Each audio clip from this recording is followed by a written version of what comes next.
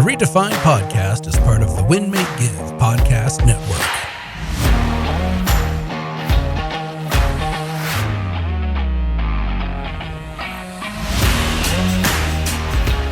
I got to tell you, gang, our guest today, he pisses me off. He pisses me off because he's good looking. He pisses me off because he's smarter than me. He pisses me off because he has more gumption than me. And so instead of trying to fight and feud against this guy, I'm like, I'm going to be business partners with him. And so my guy, Andrew Abernathey, runs a company called Abernathey Holdings. It's as boring as it comes. It's storage garages. I know storage garages don't sound sexy. And yet this guy's figured out how he's going to be a billionaire in his 40s. Wonderkind right here, Andrew Abernathey. How you doing, my beautiful friend? I'm good. I'm just excited to be on today. It means a lot. It's gonna be fun. Is it weird? Is it weird to talk about how much I hate you before I talk about how much I love you? No, I know you well enough. You're the best. I love you. Keep telling me. That's great.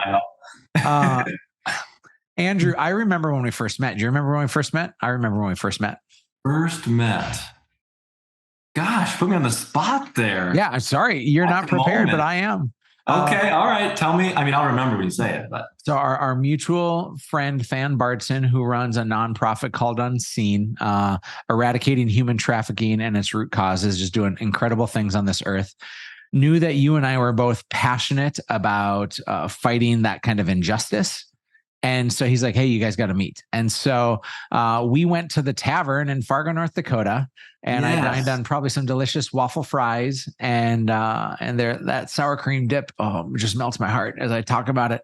But we talked and we weren't business partners. I think we knew each other by reputation, but not by like anything else. And you were just, you were this guy who, like, dude, you were so confident. I mean, you've heard that before, right? I have, and it's funny, I think I'm pretty confident. Maybe not as confident as I come off, but yeah, I've heard that before. So we're going to talk about your business in a moment, but I want to know where your confidence comes from. Is it just having the gift of a great hairline and a beautiful jawline? Is that where it is? Because here I am with two chins and a bald head, and I don't know what it is like to be you. I think that the people that act confident are probably usually the most unconfident. I don't think I'm as confident as it comes off, actually. I think it's a little bit of a mask sometimes. Are you, be honest, are you pretty insecure? Yeah. Very insecure, actually. I'm working on it, reading a lot of books about it. My wife and I talk about it a lot, but I'm nowhere near as confident as I come off to be. By the way, gang, Andrew is married to an incredible woman named Lacey, who I'm getting to know more and more. We're in a couples mastermind together, and dude, she is good people. Yeah, she is the glue. She's everything. She's made me a man. I met her when I was just 20, and I am who I am because of her. Yeah. Your story is pretty fascinating right now. I don't know when this is going to air, Andrew. It's the end of September 2023 as we record this. But you're up for Forbes 30 under 30, which is such a huge deal. You have been featured on Bigger Pockets. Is that right? Yeah, that was one of the bigger ones. And then Bill Powell's an honor and a big one too for speaking there. Yep. Yeah. So gang, we're going to talk about storage garages in a moment, but this is how it all came to be. So Andrew and I are at the tavern, a lovely restaurant in Fargo, and we start kind of leaning in, and then he tells me a little bit about what he's doing with storage facilities. And I've been investing in real estate the last 10 years. And I'm like, well, I guess I'll throw a little cash towards this guy from Western North Dakota, small town kid, and see if he can do something with it. And then when you start to hear his story, you're like, oh, hold on. No, this guy knows exactly what to do with money and with opportunities to line it up. And through there, we started to become business partners as I invest in Abernathey Holdings. We develop a good friendship through this. We start masterminding together. You get coached by my partner, Robbie T. Like there's all these fun intersections, but here it was, gang. This is what happened about 12 months ago to the day. Is we were having our coaching summit in Fargo, North Dakota, 250 realtors and a couple business folks from all around the country. And Andrew's there simply, I think, just to do me a solid. You didn't even go to like half the conference, dude. But I'm always there for you. Hey man, would you pay $1,000 for this? You're like, yeah, man, take my money. Are you going to go to the conference? No, I'm pretty busy. I got other meetings. Anything for you. That's what friendship is, and partnership. What a good friend. But that night we were doing a live auction and party to benefit Unseen, this nonprofit that we care so much about. And you friggin' brought it. You decided to show up as a man of generosity. You decided to show up as a man of energy. You upbid everybody. You bought things you didn't know you needed. You bought things you didn't even know you bought. Still to this day, I'm not sure all what's there, but well, we happily took your money, and it was great. There was this moment though, where we were auctioning off a pie. And this pie is like a $12 store-bought apple pie. Nothing fancy about it whatsoever. We auctioned it off the first time. It went for $5,000. Like, imagine the energy in the room when there's a $5,000 pie, right? And that wasn't you that bought that. No, I wasn't there that year, I don't think. That was, in fact, Robbie. That was Robbie T that bought the pie for $5,000. Well, then Robbie donates the pie back, which is all a part of the shtick. We know he's going to donate it back and be like, hey, this was in such high demand. Let's auction it off again. And so it starts, and it's like 500 and 1,000, which is a lot of money for a pie. And then a guy named Ben Kinney, who I'm business partners with at a company called Place. He walks up, and he's super introverted, different from you and me. But he walks up and he's like, I'll give you $25,000 for that pie. What was going through your head when somebody swung bigger than you, Andrew? Because that doesn't happen very often. Yeah, it was actually more strategic. I wanted to meet him because I did a lot of research prior to coming, and I think you actually mentioned him. And I tried to meet him a few different times, but it was always so busy. I tried in the hallway, and he was talking to other people. So me instantly thought this is an opportunity. So I would have donated a lot regardless, but it was my opportunity to sit down and meet this guy and stand out in the crowd. And I jumped on it quick. Yeah. So Ben says 25,000 for the pie, and the whole room was like, what? Like going nuts. And then I'm the auctioneer, or I'm the guy being like, going once, going twice. My buddy Chip and I are running the show. And then you come up and you go, I'll do $26,000. Like, yeah, from the crowd, some kid, 26,000. Oh my gosh. I think you went through puberty as you said, $26,000. And Ben's probably like, who the hell is this? It was so perfect. I'm like, nice. And so I bring you both up, and I said, because it was never, ever about the pie, right? And I'm like, no, hey guys, I wanted to meet him and give, and together, would you guys each pay $25,000 for the pie? And you're like, yeah, we would. And so $50,000 for a pie. And we sat and ate it. You got to meet Ben. The next week, you're back in Scottsdale where you live. Ben invites you on stage for Built How, which is a big real estate conference, and a whole bunch of incredible people.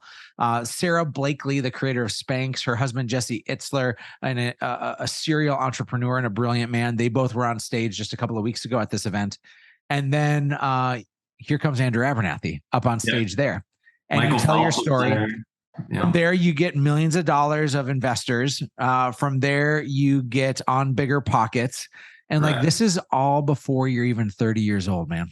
All from a pie. Well, I laughed too. The pie was when I started meeting with Gary too. Another story. We met over pie at Village Inn every weekend. So it's like this pie. I mean, if there's ever a pie available, I'm jumping in because there's a sign. The power of pie. The power of pie. My bumper sticker. That's really great. So I've alluded to what you are building and what you've done, but I want you to tell your story from making your first million to partnering with North Dakota's first billionaire to where you are now. Give us an inside look, because what you've done is marvelous, and it's fun to be along the ride. That means a lot. I mean, so starting back, grew up on a family farm in North Dakota. And 6 siblings, and I'm going to get a little deeper, right? I mean, I've told this story before and the generic one, but I want to kind of go deeper with this. First time doing this on any podcast.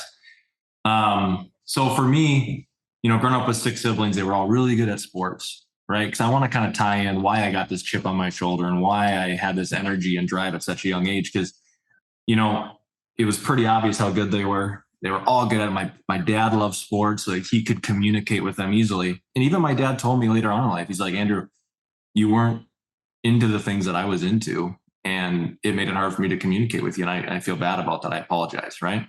So And your dad even recognized that you were an unintentional black sheep. Correct. And he feels bad. But again, my parents are amazing parents, right? I mean, I just want to make sure I say that at the start here. Mm-hmm. But, and then in school is kind of the same thing, right? I mean, I remember kids just name 7 semis. And I'm just like, I don't know, man. I don't care. And then I'd be like, you just get made fun of. And I know it sounds funny now, but at that time, that was the world. Right? That was everything. Can you explain to people what it's like to live in small town North Dakota? How big was the population? Could you even ask anybody out to prom because it's probably your cousin, right?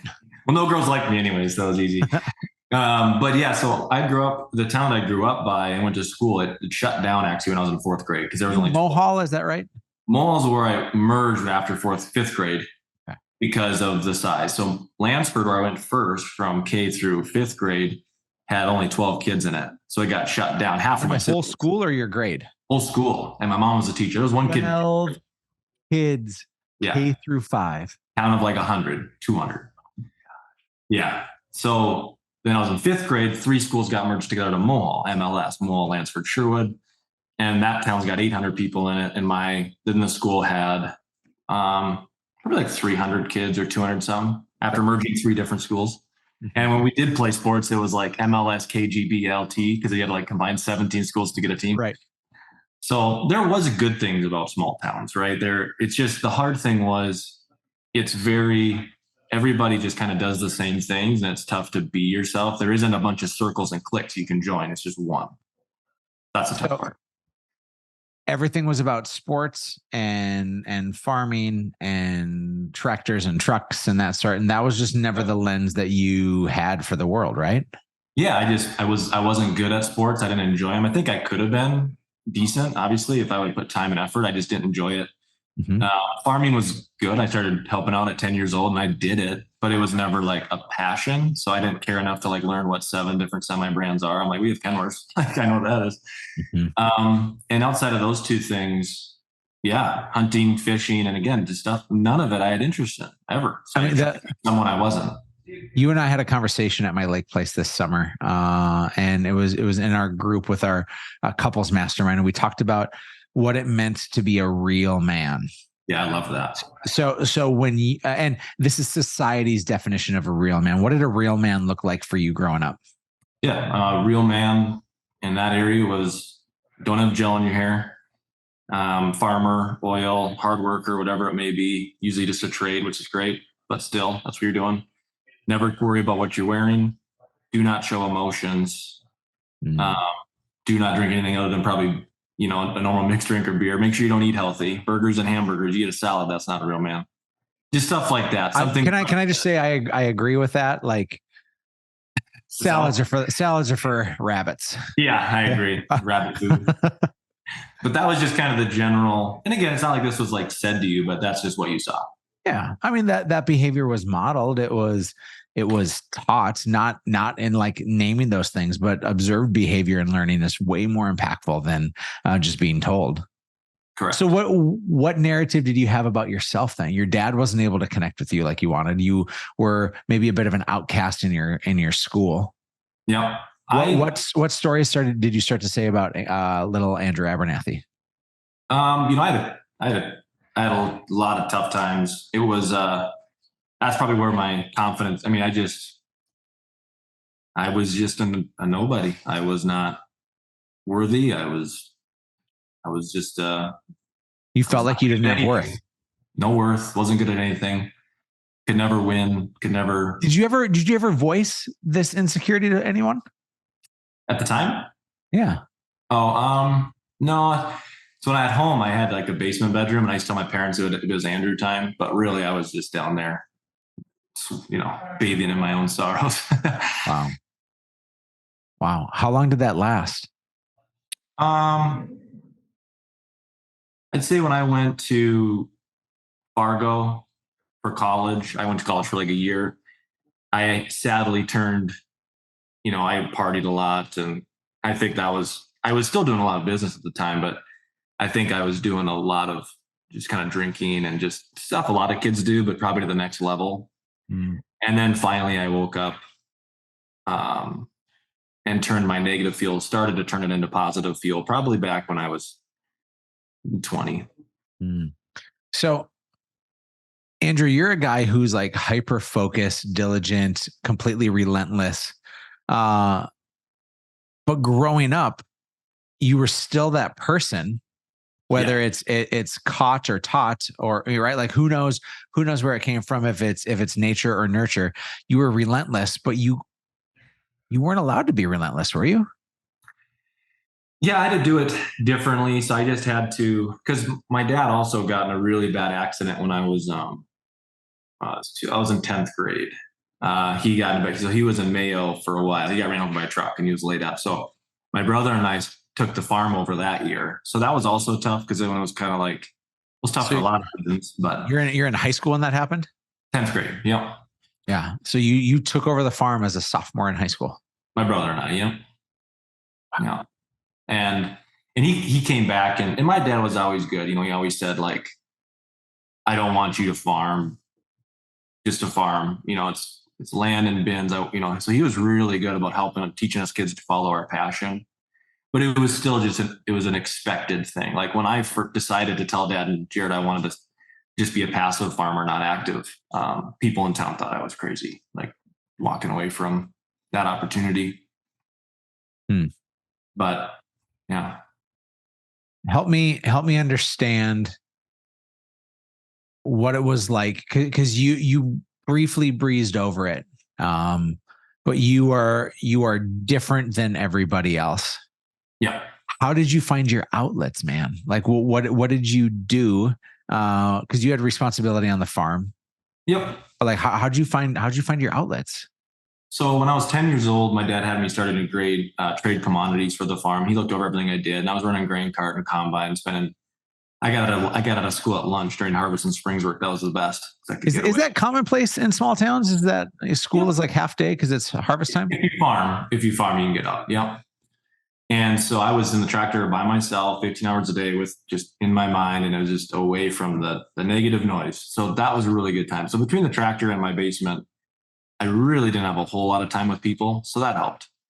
And then I just remember obsessing over how many hours I could get, because I was getting like $10 an hour, right? Mm-hmm. This was pre 10th grade. This was like 10 years. And then I asked my dad, my uncle lives out in Rehoboth Beach, Delaware, and I asked if I could go live out there in the summers between harvest and springs work and work at a Chinese restaurant, a bed and breakfast. So that was another outlet. So I went out, experienced a different world, and I did that for you're 14 years old, having lived in a town of 100 people, really on a farm. So you're not even living in a town, but a town of 100 people. And then you're 14 years old and take the entire summer to go work at a Chinese restaurant in Delaware. Yeah. And I've never been to Delaware, but I assume they're known for their Chinese food, right? Yeah, it's really random. It was so random. I was a busboy. The kitchen was upstairs, so I got a lot of good workout in hauling dishes. And the guys upstairs didn't speak English, so they just like pointed when it was time to eat. They're all Chinese guys. But that was a way for me to just see the world a little differently, notice that there are different people. And then my dad got in the accident when I was there. I was actually at the Chinese restaurant, and I got a call that he might not make it, and I had to get to the Mayo to the hospital. And that was the last time I went there, because I had to take the farm over with my brother.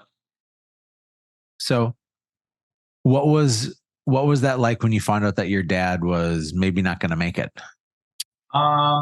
Pretty tough. I mean, I just remember he dropped me off at the airport, and just remember seeing him the last time in his Star sweater and his Walmart jeans, waving goodbye. And I just thought that was give me my last image of him. So just kind of, and then also just wanted to be strong and get there for mom and the girls. And I wanted to make them proud. So that was just kind of, it was time for me to become a man. What did that mean, to become a man? Well, at the time, provide and not be emotional and do what has to be done. Like he did. But that didn't fit you. Providing what did. I think I'm not as emotional. I think I'm not emotional because of environmental, not because of who I am. Still to this day, I have a tough time with emotions. But some of it did. But farming did not fit me. That was not what the right fit was. If people miss the nuance, your dad is healthy and okay now. Yeah. Yes. Like amazing. It was a tough couple of years, but it's impressive. Yeah. Yeah. So you're now back in North Dakota, having spent your summer out in Delaware. You're taking over the farm because your dad is seriously injured and laid up. Tell me about life at that point, because this proved to be, if I know your story internally, this proves to be like kind of the catalyst for change for you. Yeah, this is where I grew up, and at this time I had $6,000 saved up from working for dad prior, and also the bed and breakfast and Chinese restaurant. So at the $10 an hour plus working at the age of 14, bussing tables. Yeah. I had $6,000. $6,000 for a 14-year-old is $5 million. Just to let you know, if you're not good with that math, $6,000 equals $5 million. And a lot of my buddies, and I went and bought a go-kart with 2,000. I mean, can you blame me? So I did that. And then I opened a brokerage account in my dad's name. It's like I was 18. So at the age of 14, you're like, the go-kart makes sense. Every good 14-year-old should spend their money on a go-kart. Do you want to know what I bought at 14 with my first job? I bought a moped. A moped? It was, what nobody told me is it was made of estrogen repellent. It was really difficult.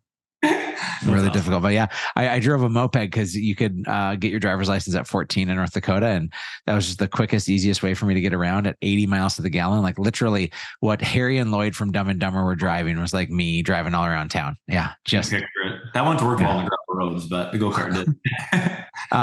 So $2,000 towards a go-kart, $4,000 now you put into the stock market. Yeah. And a couple years prior to that, I did learn about Warren Buffett and Charlie Munger and a few others. So I started doing a lot of research prior. But who introduced this to you? When I was in Delaware, the people there were because I was the one that would rush into every restaurant, get a middle seat. And I was always with adults 50 years and older, all successful in their own ways. And these people really taught me, like, you can dream and do anything you want to do in life. And they're the ones that are like, you should read this book, you should read that book. And I'm just like, I've never heard anybody recommending me a book before. So that's where I started reading. Huh. So are you hanging out with adults because you don't have any friends your age? Yeah, I've always. Or many friends your age? They hang out with people older than me. But I'm getting caught up to people now, my friends. I'm getting older. Okay. Yeah. But in that moment, you're living this life that is totally different, not only because you're focusing on things that are different than what small town North Dakota may be focused on, but you're also now hanging out with people that are successful business-wise, and you're starting to emulate and duplicate. Am I understanding that right? Yep. And asking them what were their successes and failures. And I wanted to hear everybody at every dinner, every night. Yeah. That's so wild. I learned a lot. That's so wild. So then what? And I got in the stock market. That was right when it crashed. The timing was perfect. I mean, you got in right after it crashed. Right after it crashed. Yep. Yeah. I've turned the 4,000 into 80. So I'm going to work parallel here. So in a 2-year period, I turned 4,000 to 80,000. Parallel to that, I was running the farm and with my brother. And my brother and I wanted to make some extra cash. So we started bringing some of our equipment down to South Dakota and custom combining for another guy, just to get our equipment going and make some extra cash. And whose idea was that? My brother was actually going down with another family farm for years. And then I'm not sure whose idea, probably Jared's, but it was one of us. And I probably went with the idea and blew it up. I'm like, let's do it. Trucks down there and combines. And So prior to you being 14, you see $10 an hour counting how much money can you make in a given day.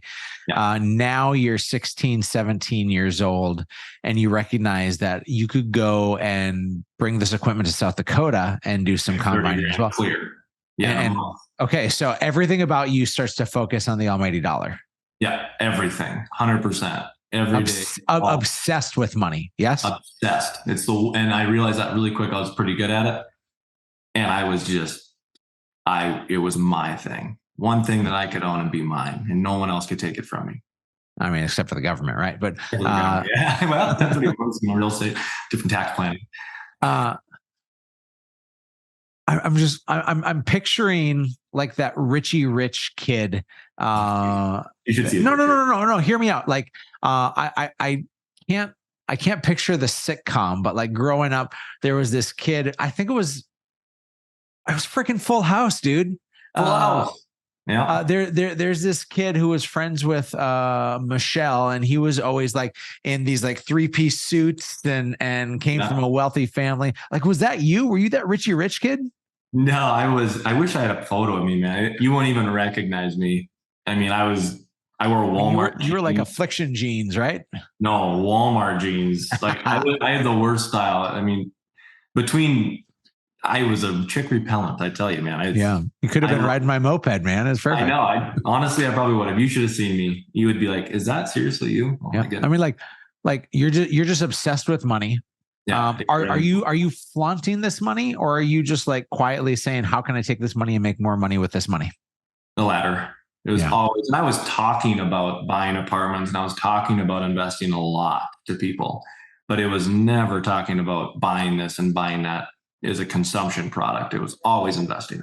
But you weren't talking about that with a junior in high school. You were talking about that with a 50-year-old at the cafe, right? Yeah, 100%. Because when we were out so parallel now, so that stock portfolio over 2 years grew to 80,000, and we were out custom combining. And it was raining out, and so we were in this apartment with all of our guys, and I was just like, okay, like what's next, right? Like I got to do better. I got to do bigger things.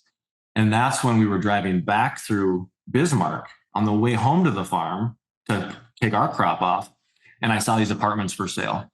Now, your farm is 2.5 hours from South Dakota? No, it's from Bismarck, it's 3 hours. From South Dakota, we went about 12 hours. Okay. So just people here in North Dakota, South Dakota, they're like, oh, you just hopped over the border. Like, no, Lansford is like the northwest portion of North Dakota, and you were going deep into South Dakota. Yeah. Central Agar, Pier over there. And so, we were driving by and I saw these apartments. I called them and I put my 80,000 down non-refundable earnest on a $1.25 million apartment complex in Bismarck. I imagine you walked in to put your $80,000 down on the shoulders of one of your friends wearing a long trench coat, and you have a fake mustache. That's what I imagine. Little rascal. You're what, 16 or 17 years old? 16 at the time. And you take $80,000, which is now $50 million in your mind, right? Cashed out of the stocks. Oh my gosh. 80 grand is no joke, but you're like, I'm going to take all this. Plus you had the money you were making from combining and that sort, but I lived on that. Yeah. But you put 80 grand down on an apartment. Who in the world gives money or an apartment to a 16-year-old? Like what has to happen? I'm fascinated by the story, Andrew, but what has to happen in this process in order to actually do all this? Yeah, that's where creativity had to come. I put it down, and then I went to my buddy's dad in Mohall, a banker, and I'm like, hey, I need $1.245 million or 1.23, I guess, roughly. Yeah. So anyways, he's like, hey, it's cool you got 80 grand, but you need a balance sheet and another 300,000 down. Like, this isn't enough. And I'm sitting, I leave the bank and I'm just white as a ghost. I'm like, I literally just put 80,000 down, non-refundable. Like, I need to find $300,000 like quick. So I remember going back to the house. I'm sitting on, I can't afford a lawyer because I just wrote an $80,000 check in escrow. I had no money, cash. Huh. And so I printed out Warren Buffett's original 1956 operating agreement, whited the names out. And then I remembered this guy that I kind of got to know, an older guy, shocker. He's from Crosby, where my mom's from. He farms over there, but we talked a lot at Lake Metagoshi. So I'd gotten my Lumina. I had my learner's permit or something. I drove to Crosby about an hour and a half, sat down with him, and I said, I'm going to make this a no-lose deal for you. You put in 300. I got my 80 in. I'll run it for free. I'll do everything for free. And the first 80 we lose, if we do, can be mine, 100%. Mm-hmm. And he did it. How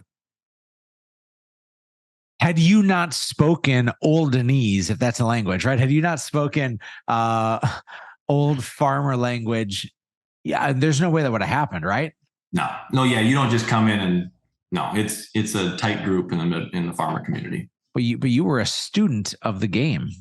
Yeah. For the last 4 or 5 years, you were a student.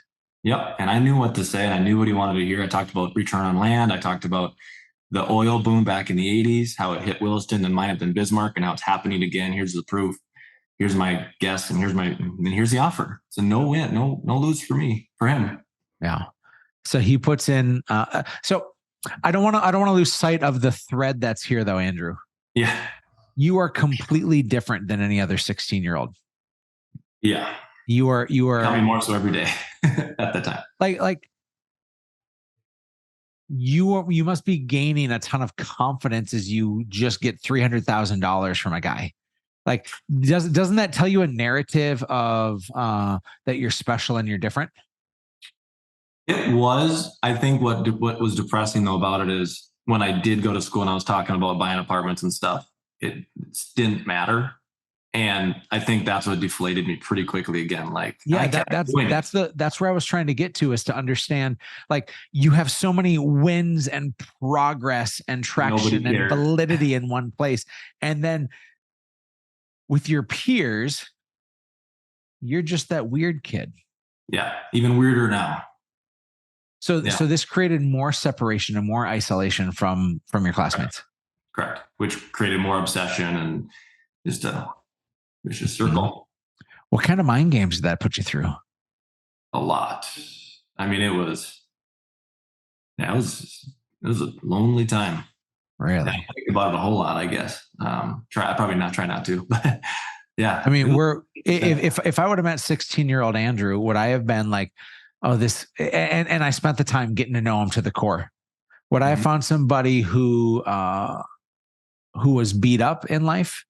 Would I find somebody that was confident? I know you said early on that right now your confidence is actually masking a lot of insecurity.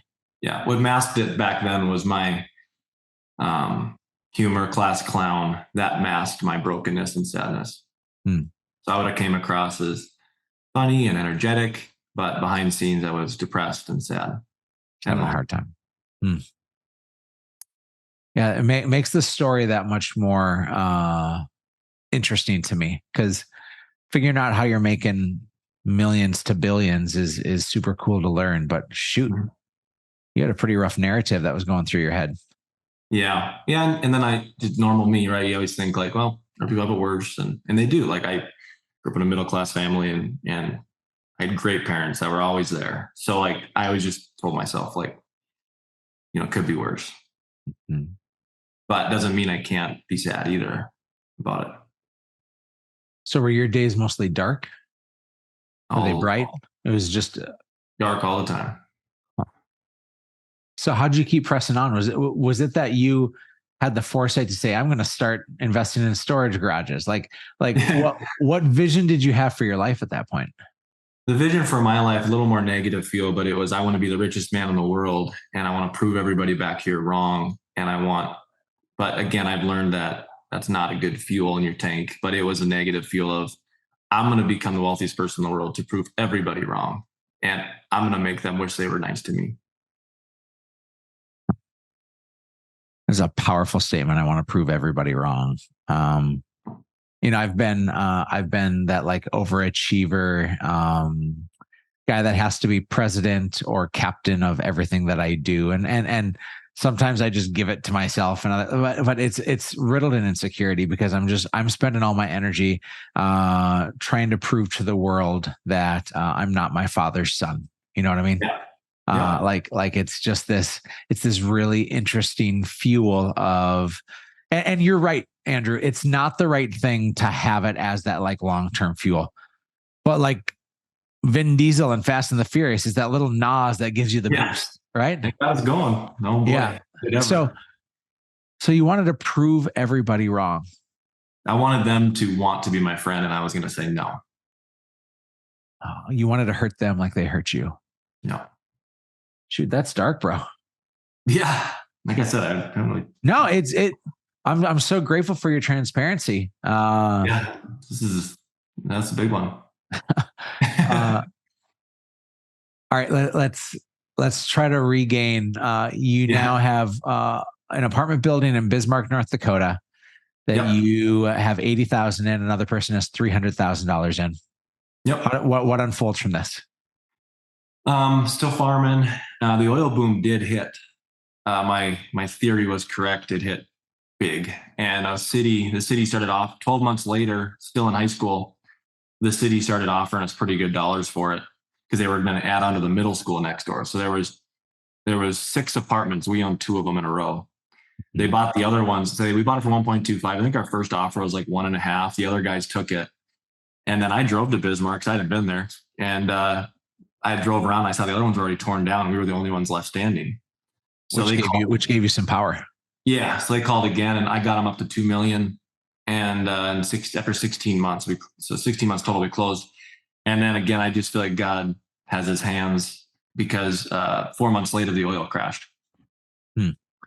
So you turn 1.2 million into 2 million. Is that right? Yeah. Yeah. So after like debt pay down and equity and stuff, I think we cashed out like $1 million and closing fees. So you took $380,000 and turned that into $1 million. You about 3x your money in 16 months. Correct. And that's what really launched this. And how much went to the other guy and how much went to you? He let me keep, I think it was a 350 of it. Okay. He gave me a little extra bonus because he was so impressed.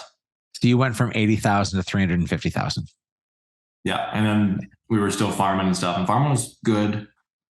So, between the farm stuff and I had some other investments, that's when I hit I think I was worth about $1 million, and I was 17 I was starting my senior year. $1 million for a 17-year-old is $1 billion. In perspective, $1 million is unbelievable, Andrew.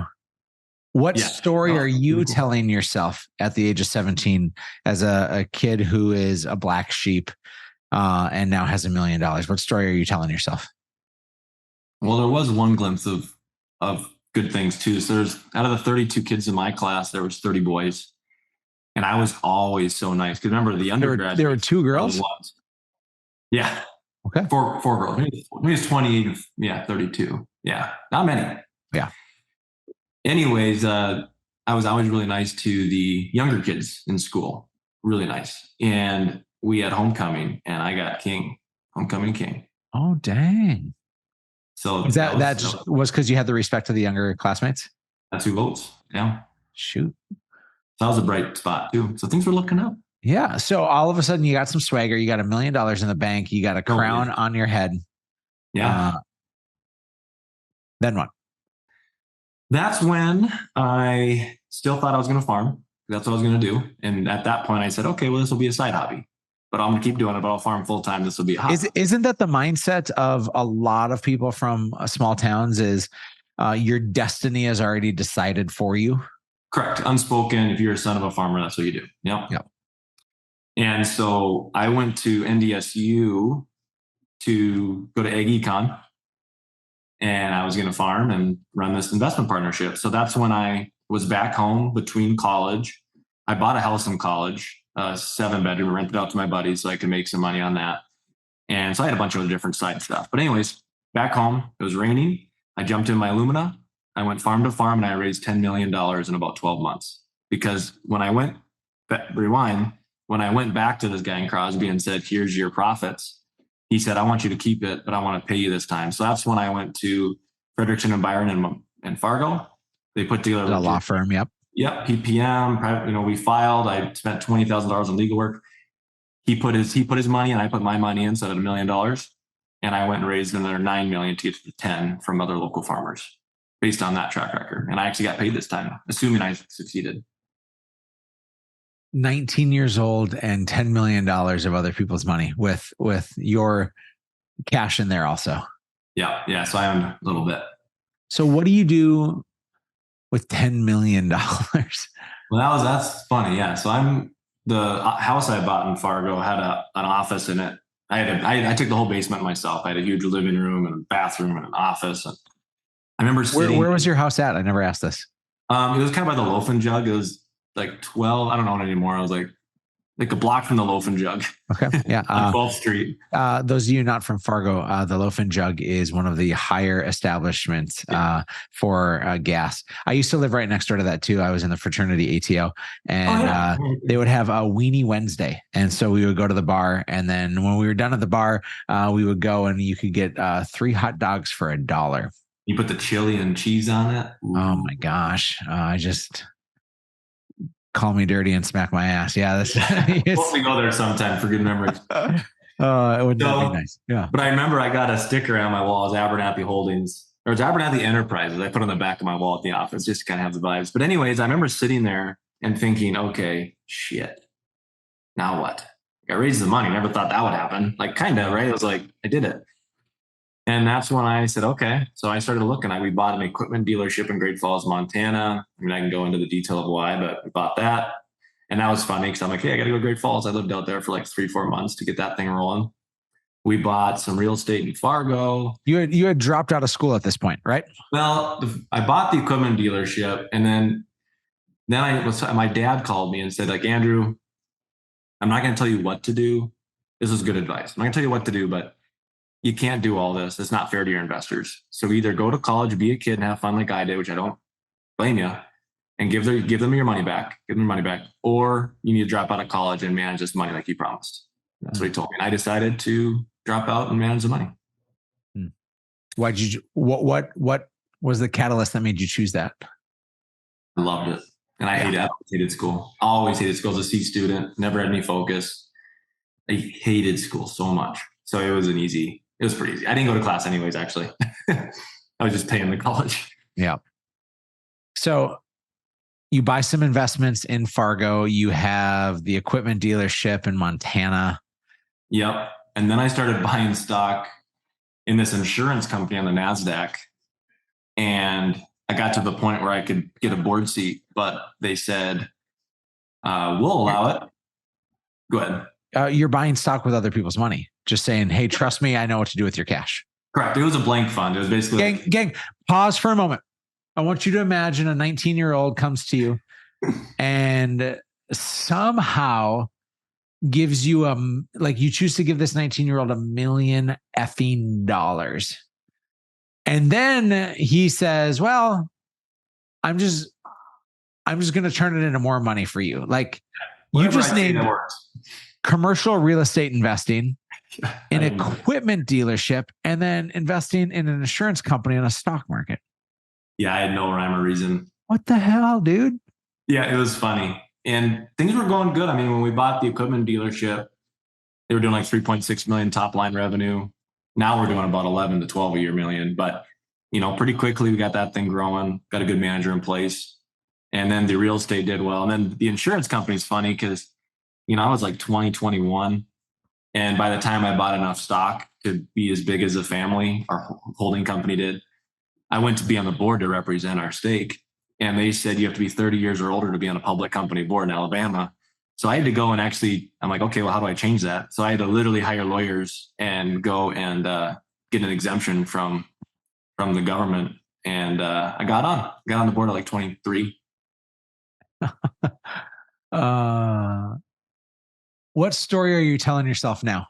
You're you're 20, 21, 22, 23 years old. I had my first kid at 22, 23. So, I'm married, got married at 22. A lot going on right now. Do you feel like you missed your childhood? No, I think other than the abuse, mental abuse, I think I had the best childhood ever. When it comes to, when people say, did you waste your childhood because you started investing and working so young? No, that's what got me actually through my childhood. Wow. Okay.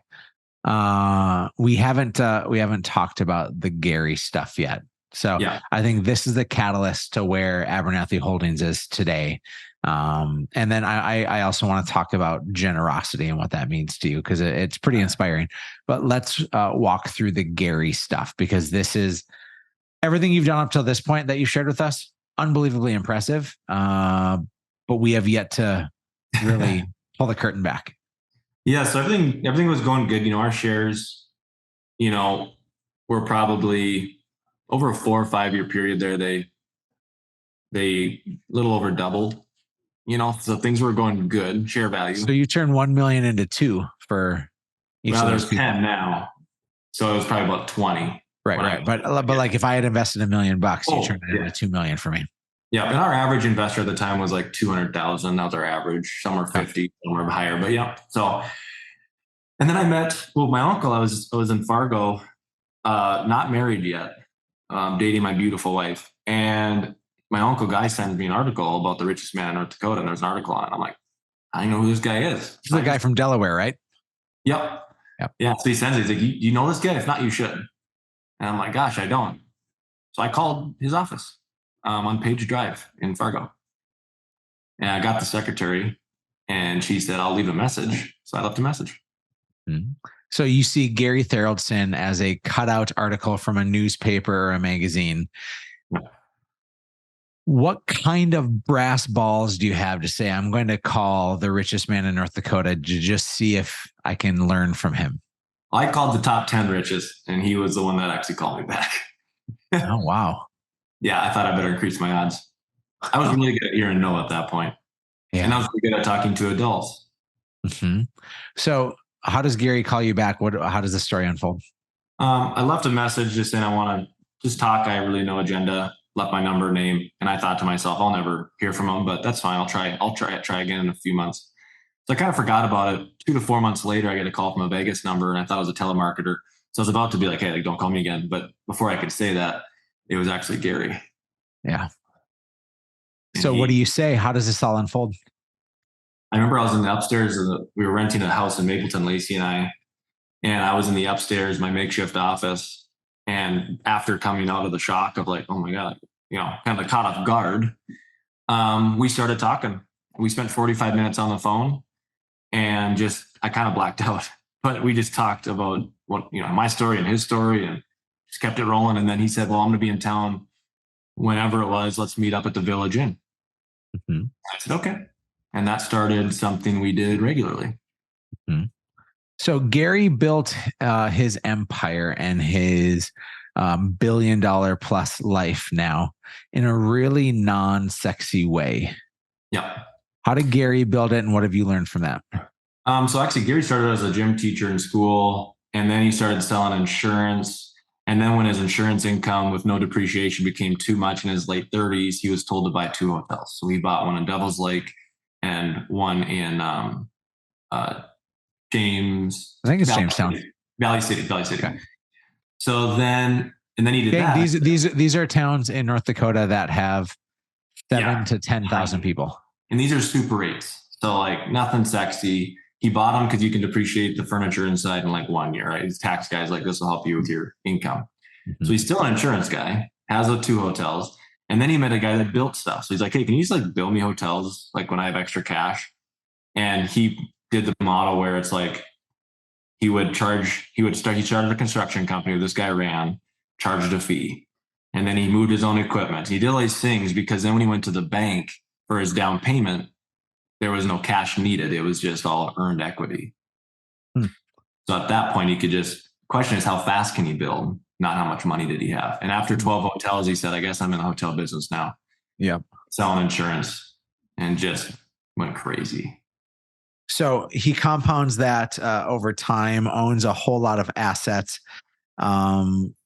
franchises the models, right? He partners with the Hiltons and Marriotts and Super 8s and Comfort Inns and all those things, right?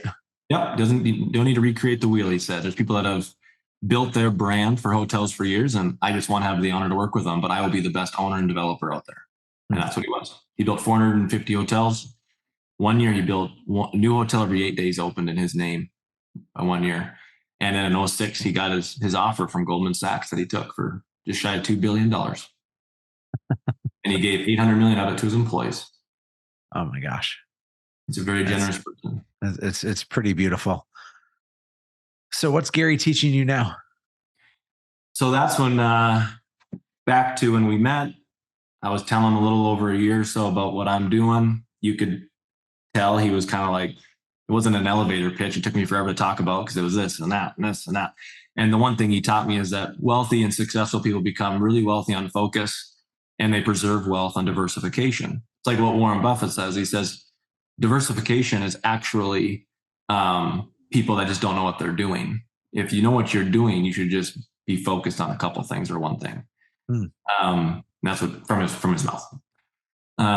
So anyways, Gary, that's parallel. I got ourselves into a new investment, which I want to talk about. I got my butt kicked. Our shares went from 37,500 to 70,000 in 2016. And then this helicopter company I found, it was selling at 10% book. So about $10 a share. So I put $1 million in. So, about I'd say about 5% of our portfolio. Yeah. Turned it to $2 million in 9 months, 10 to 20, right? Sounds like a good story so far. So I sell. All's good. Then it starts to drop again. I'm like, it's the same. I already sold. I'm like, it's the same company. So at $12, put $1 million in. $10, put $1 million in. $8, put $1 million in. Now I'm $3 million in. So 15% of our portfolio. Yeah. Roughly. And management switches and they voluntarily go bankrupt. We lose everything. I was the lead plaintiff in a class action lawsuit and we did win. The guys are in jail. So my math was right. But one thing I learned is, Andrew, you can be all smart about math, but people are everything. And I did not research the people, just the numbers. And that was a mistake. So you lost $3 million. Yeah, we got yours and your investors' money. Yeah, 3 years later, after we won the lawsuit, we got back like $50,000 or something. Yeah. So I lost it. And that's when Gary told me, Andrew, you're really good at he said, you're good at a lot of things, but you're not great at anything. That's what he told me at Pi on that time frame. So you said, I'm going to be great and I'm going to do what Gary did. I'm just going to build something and focus solely on that. Yep. And after about a week, I'm obsessive. I came back to him with 2 plans. I said, 3. I said, what if I do hotels like you? And he's like, every $1,000 I spend per key, I used to get $1.70 a night. Now I'm getting 70 cents. Like, it's already been consolidated. Okay. How about assisted living? And then we went through that and the employees, and it's a good business, but just clunky, really. It's so reliant on people. You just said that you had to investigate the people with the helicopter company, and that's why, right? Yeah. So that was that. And then it was storage. And I said, Gary, this was back in 2016, 17. And I was really excited about this one. So I'm like, there's really no people to run it. Public storage, the Marriott of storage, just for the first time in history, started allowing people to use their name. And they would just charge a small fee to run it, and you could own it. So I went through the whole thing, and Gary's like, let's head out. So we jumped on his jet and went and met with corporate for extra space. It's such a fun little humble thing. I just jumped on his jet. Yeah. Yeah. We went and did it. We met him, and he went and built a couple with some other partners in Colorado. And I liquidated everything except for the equipment dealership, because I figured we could make that a vertical. And we went and built one in Arizona here. And I moved here after that because I wanted to be close to it. And then, then I got him to invest right after that, after I showed him I was serious and I could do it. Mm-hmm. So at the age of 17, you're worth $1 million. Yeah. You're 29 as we record this. Mm-hmm. You're worth how much today? 58, 60. It depends on how much you want to put like value on land and stuff. That's really shot on farmland. But so from 1 million to 60 million in the course of 12 years. Mm-hmm. When do you hit $1 billion with a B? I would like to hit it by mid 40s, but I don't see how I can't hit it and for sure in my 50s. But I'm shooting for like 45, 46. I'm not going to risk the farm with leverage to do it, but I think we can do it without that. Obsessive, focused on one thing with massive intensity. Yeah, massive intensity. And I do know, like, just like Gary said and Warren says, like, in the next 10 years, we're always going to be doing storage. We're going to consolidate this industry. That's our goal. Ma and Pa's were 95%. Now it's 85%. We're going to be the leader of consolidating this industry. It'll take 40 years. But there will be a point when we're going to have money overflowing from the cup. There's only so much you can put in this hole.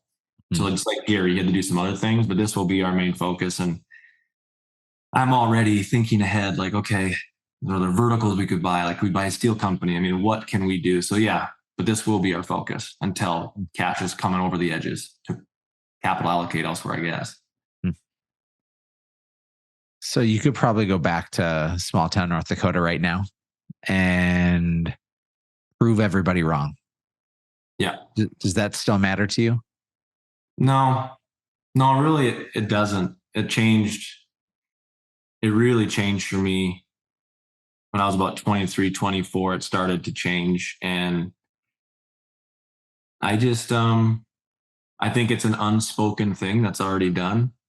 And I don't think I need to, I think about it. I kind of like when things go up on articles are written in the Forbes 30 under 30. Like, I think I hope somebody home sees this, but I don't want to go rub it in anybody's face or. Why? Because I think everybody deserves forgiveness, and I really do forgive them. God forgives, I forgive. It's not a healthy thing to hold grudges ever. So I don't want to do that. I just want to love them. I mean, I'm not gonna go out of my way, but I'm gonna forgive them. Yeah, that's beautiful. The tie that brings us together, Andrew, is our friend Than. And Than is pretty passionate about saving a whole bunch of kids from child trafficking and just painful stuff. This obviously broke your heart years ago, and now you're on a mission to be obscenely generous. Yes. Unpack that for me. Yeah. So when I met Than, it was first because really when I met him, I was really plowing everything I had back into shares. So I just thought, okay, well, what I can give, I want to do it really loud, right? Well, and prior to this, obviously, I had a kid at 23. So when I first started talking about human trafficking and stuff, I look at focus and giving just like focus and investing. I wanted to focus on this and create as much of an impact as possible. And then it's also about people. And I couldn't have thought or have met anybody as amazing as Than in the organization he put together when it comes to efficiencies and impact. So I said, I'm going to stand behind this person. I'm going to stand behind this cause. And then the question was, okay, I found the who. Now we got to figure out the what. How am I going to do this with what I have? So then I started giving loudly. And examples of that are like this auction with a pie, giving loudly, right? Because then I want other people to be like, I'm going to do that, or I'm going to go earn enough this next year to do that too. Mm-hmm. And that's big for me. So you have a family foundation now. Yep. You have a vocal goal that you want to donate $2.5 million over the next 10 years. And I've told you, dude, I actually think you're soft on that. Yeah, I need that. I'm gonna hopefully do it a lot quicker. And that is the goal. Because what I've learned is that giving money efficiently is as hard as making money efficiently. And Abernathey Holdings was created to be a conduit for people to make money efficiently. So I wanted to create something so you can give money efficiently and have it vetted. And so Abernathey Abernathey Foundation was born. And the goal there right now is to do $2.5 million in 10 years to positively impact 1 million lives. But I'm really hoping we can get that done in a matter of 3 years or less. I really want to blow that out of the water. Well, I hope you keep giving loudly. I'm so glad that you're made different. Well, thank you. And maybe growing up, the world wanted you, or the world that you thought you knew wanted you to be like everybody else, but you've uniquely chosen a very different, weird self-storage path. And now here you are inspiring a bunch of people to be more generous and to bet on themselves a little bit more. So I'm super proud of you, buddy. Well, it means a lot. It's friends like you and partners like you that help relight that candle that was put out a long time ago. And I just want to say thanks for that, because I really needed it. And it means a lot. And I look up to you. Gang, I'm going to end on that note. Let Andrew talk about how great I am for just one second. It was so fun to talk to you, Andrew. Folks, if you're interested, check out Andrew Abernathey. He's on social. You'll find him on the interwebs as well. I am cheering you on all the way to the billion. And gang, if this has been good for you, I want you to do me a favor. I want you to press that subscribe button to the Redefine podcast. We love having you tune in and sharing this with you, your family, your loved ones, your pets, whoever wants to hear it. We want you to be able to share it with them. But first, you got to subscribe so you know when we're bringing new stuff your way. My name's Erik Hatch. It's a joy being with you, and we'll catch you next time on the Flippity Flip.